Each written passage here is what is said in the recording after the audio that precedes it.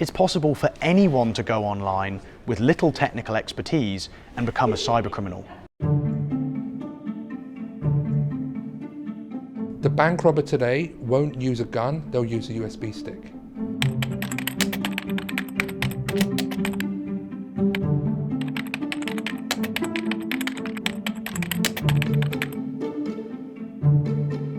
The net result is, we don't know where the bad guys are.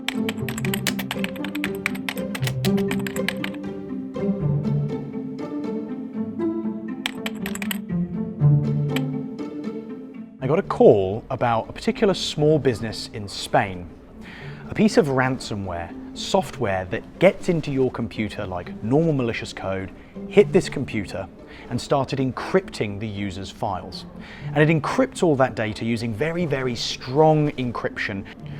What was terrifying was that this user's computer was connected to their network share with all of the business data.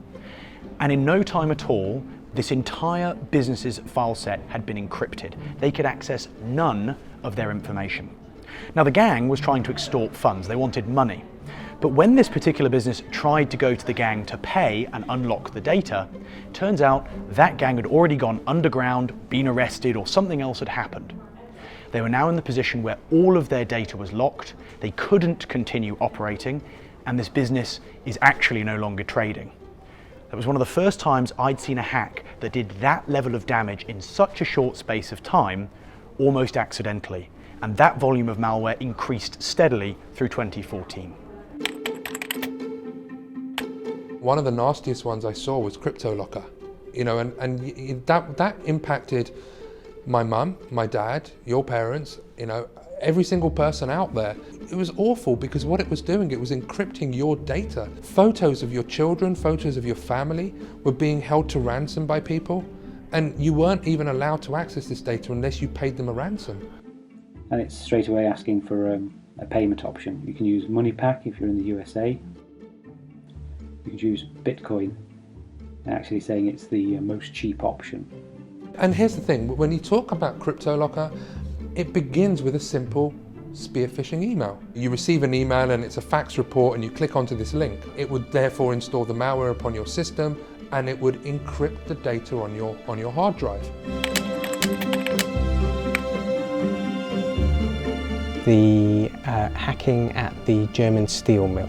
So this was a story released by the German government where we saw real-world damage where a furnace wasn't able to be safely shut down and caused massive damage in the physical world. From what we know at the moment, the community believes that this was accidental in terms of an outcome from the people behind the hack, that it was likely to be an indiscriminate hack to the normal corporate enterprise. Again, maybe an employee or a contractor brought something into the network by accident.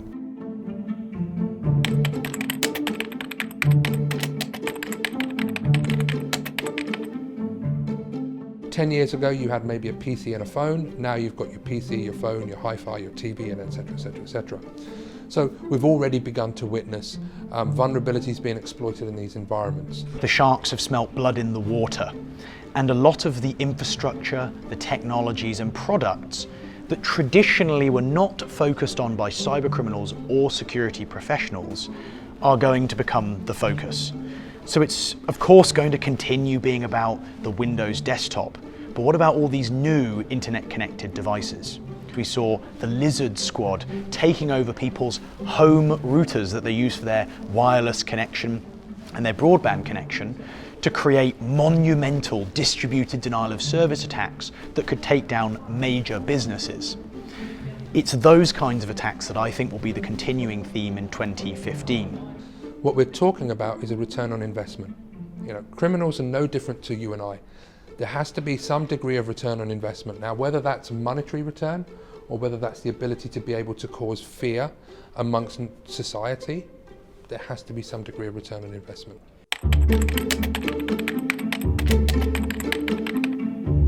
An Italian financial institution, one of our customers, we'd been working with them for a short period and we discovered that there was Bitcoin mining, electronic currency mining, going on fairly extensively in their environment and actually starting to degrade the performance, a lot of their IT and the servers that were working behind the scenes. Criminal botnet, an indiscriminate piece of malware, had entered the organisation and begun to spread around some of the services. And the criminal gang wasn't interested in ransacking the information of the company, they were merely reusing the servers and the IT there to do Bitcoin mining for themselves. There's a lot of time-sensitive information in the world, things like oil stocks or reserves or the performance of businesses and refineries. In the future, hackers will be able to just query the refineries, the storage facilities, even the ships that move them across the world and find out information about the level of performance of a company and information that might be stock market sensitive. But I think there is a danger of being blindsided aside from more of the same. We've all talked about the Internet of Things and these new devices like fridges and TVs being connected to the web. And so far, despite hideous vulnerabilities, we haven't really seen that many serious hacks. I think that's because the cybercriminals have yet to find ways to monetize or benefit from these devices. But the technology innovation in that space is moving far faster than even cybercrime. And what's to say we won't all adopt a technology that exposes our personal information or that enables the cybercriminals a new creative opportunity, just like that ransomware over the last couple of years.